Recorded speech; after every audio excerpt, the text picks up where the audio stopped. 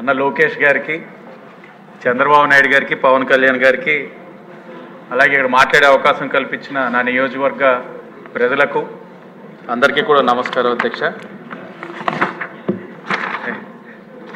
అధ్యక్ష, ఈ రోజున ఇల్లు అనేది ప్రతి సామాన్యుడు ఒక కళ.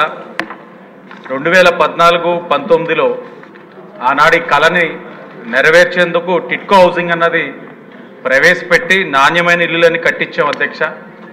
గత 5 సంవత్సరాలుగా కూడా వీరి టిట్కో హౌసెస్లోని గృహప్రవేశానికి సిద్ధంగా ఉన్నా కూడా ఎవరికి ఇవ్వకుండా లబ్ధిదారుల పైన లోనింగ్ చేసేసి వాళ్ళకి ఇల్లులు అప్పచెప్పకుండా ఈఎంఐస్ కూడా స్టార్ట్ అయిపోయిన పరిస్థితులు మనం చూస్తూ ఉన్నాం అధ్యక్ష. కేవలం రాజమండ్రి సిటీయే కాదు అధ్యక్ష, రాష్ట్రంలో కూడా చాలా చోట్ల ఈ పరిస్థితులు ఉన్నాయి. ఇప్పుడు లబ్ధిదారులు అందరూ ఇల్లులు ఇవ్వలేదు, ఈఎంఐస్ వచ్చేసినాయి, బ్యాంకర్స్ ఇబ్బంది పెడతా ఉన్నారు, జప్తు చేసుకుంటానని చాలా ఇబ్బందికర పరిస్థితులు ఉన్నాయి అధ్యక్ష. దానిపైన మనం దృష్టి సారించాల్సిన అవసరం ఉంది. వారు అద్దెంటిలో ఉంటూ అక్కడ అద్దె కట్టుకుంటూ ఇక్కడ ఈఎంఐ కట్టే పరిస్థితులు వచ్చినాయంటే గత వైఎస్ఆర్ కాంగ్రెస్ పార్టీ వారి యొక్క తప్పిదాల వల్ల ఇవన్నీ వచ్చినాయి అధ్యక్ష.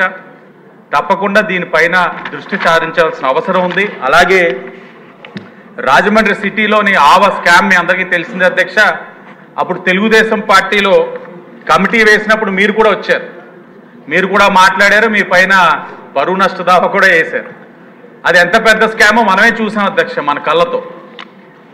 తాటి చెట్టు లోతున్న ప్రాంతంలోని హౌసింగ్ స్కీమ్ ఎలా ఇచ్చారన్నది ఇప్పటికీ మాకైతే అర్థం కావట్లా.